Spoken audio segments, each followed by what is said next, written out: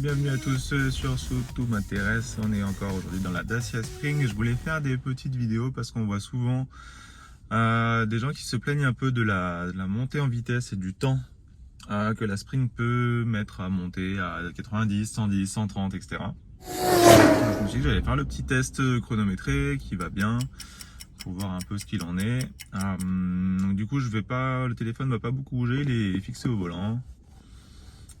Histoire que voilà, qu'on soit pas distrait par ce genre de choses. J'ai enlevé le mode éco parce que mine de rien il va nous brider, sinon on pourra pas monter à 110. On pourra monter que jusqu'à 100 km/h. Là je suis au début d'une voie rapide qui est à 110 et donc on va faire un premier test déjà 0-110, voir comment comment ça se comporte. Voilà, que dire de plus en avant.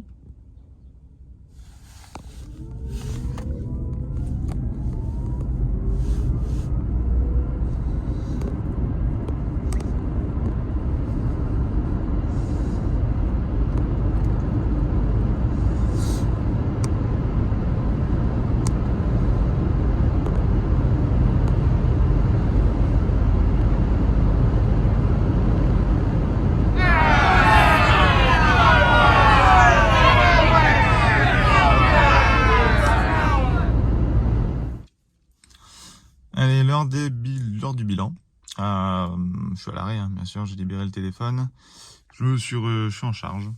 Du coup, je suis arrivé vers mon bureau. Donc du coup, bon, c'est pas précision homologation suisse au niveau des horloges. Hein, je serai allé au niveau des timecodes de la vidéo pour voir à peu près comment on s'en sort au niveau des montées de vitesse. Donc pourquoi sans le mode éco? Comme je disais tout à l'heure, c'est parce que le mode éco a tendance à lisser un peu notre accélération et à monter moins haut, en tout cas moins vite. C'est sûr que 110, j'y serais jamais arrivé avec le mode éco, parce qu'au-dessus de 100, ça coupe tout le jus. Donc voilà. J'ai pas fait de 130, il faudra que je refasse peut-être une autre vidéo vite fait sur le 130. Donc du coup les chiffres que j'ai mis sur un petit griffonné à côté, le 0,50 km/h, je rajouterai sur le titre aussi, on était à un peu moins de 6 secondes, ce qui est pour une montée à 50 en ville c'est même beaucoup trop rapide. Même j'ai l'impression on montera jamais à 50 à cette vitesse là, je pense, dans un contexte urbain, ça c'est clair. Là j'étais vraiment sur un départ arrêté où il n'y a personne, alors du coup 0,90 on a mis 15 secondes, ce qui est tout à fait honorable, je trouve. Un poil plus long forcément pour monter à 110, on a mis quand même 25 secondes. Donc voilà un petit peu les stats, sachant qu'on était vraiment sur une route plate, j'étais vraiment à fond sur l'accélérateur. Voilà, vous avez vu hein, sur le niveau du compteur, hein, j'avais tous les segments allumés, donc j'envoyais la patate complète.